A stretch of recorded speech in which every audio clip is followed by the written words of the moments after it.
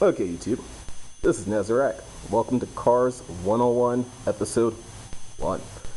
So, in Episode 1, we're going to talk about manufacturers. Why are we talking about manufacturers? Because there's a wide swath of people that have no clue what they're talking about.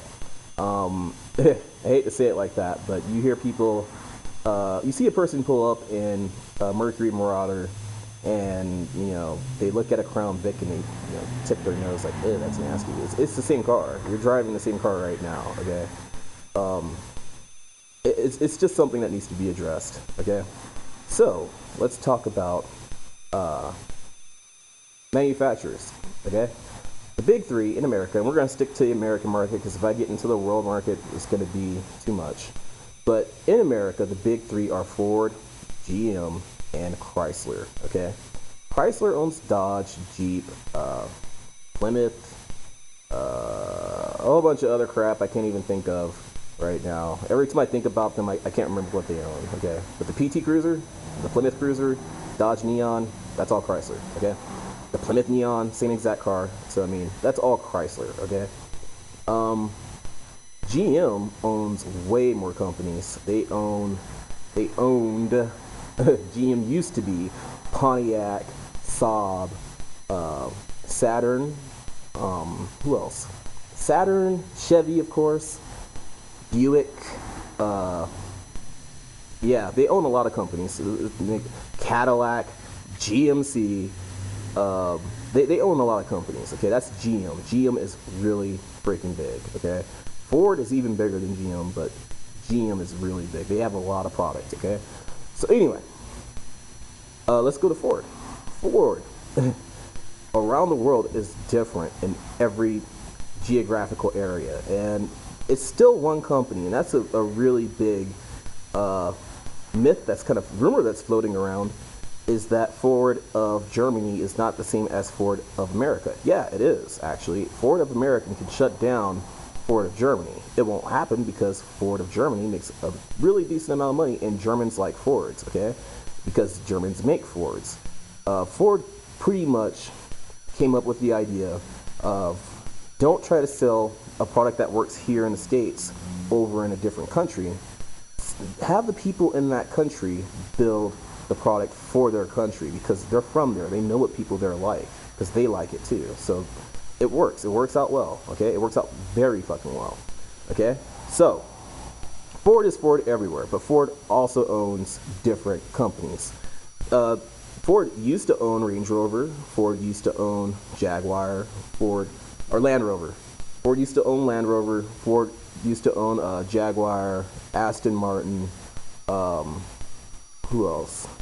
Of course, Lincoln and Mercury are both Ford. So if you look at a Ford Explorer, Lincoln Aviator, and a Mercury, I forget what the Mercury Mountaineer. Okay, that might not be a Mountaineer. I think it's a Mountaineer. They're all Ford Explorers, every single one. Okay, but Ford steps up the luxury of the product to, for people who could afford a nicer Explorer and enjoy their Explorer a lot, you can now purchase a really nice Explorer with everything you want it. Better engine, better trans, better everything. Okay, so the same thing goes for GM. The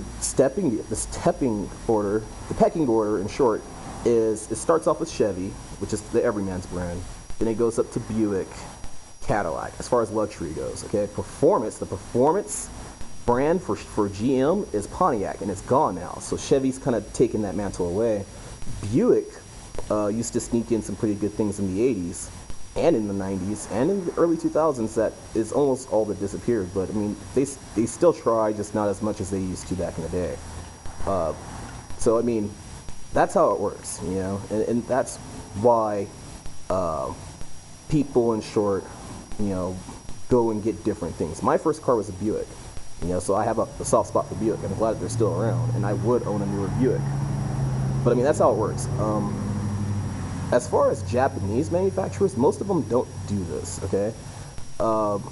If you were to go out and buy a Honda, and you love your Honda, and you wanted something better once you got a decent job, this, that, and the other, more than likely you go get an Acura, unless you just were done with Hondas. Usually people who are done with Honda for some reason, jump right over to Ford, grab a V6 Mustang because they're too cheap to pay the gas for a V8, and they cruise around in a really nice looking V6 Mustang with a little bit more power. I mean, if it were me, I'd just stick with my Honda. I mean, I'm not a Honda fan either, so I mean, that's just generally how I've seen it. But that's just how it works.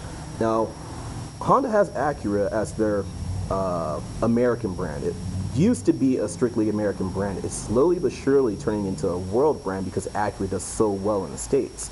People actually import Acuras to other countries, mainly because Acura makes some pretty damn decent products. The same is going for Toyota and Lexus. They have the LFA now. It's not the Toyota LFA or anywhere else in the world. It's still the Lexus LFA. Okay? So, I mean, it's turning into a worldwide movement, but at the same time, Japanese manufacturers, Nissan and Infiniti, they'd rather just have their name on their car when they make it. Nissan is one of those guys, Nissan GTR. They'd rather put the Nissan badge on it instead of an Infiniti badge on it, which makes sense to me, okay? But anyway, this is episode 1. We're going to get more in depth into the world market on episode 2. Hope you guys enjoyed this video. Feel free to like and subscribe. I'm going to try to post some charts of the companies owned by their corporate companies, so that way we can get a better picture. Okay, hope you guys enjoyed it. Feel free to like and subscribe. See you guys in episode 2.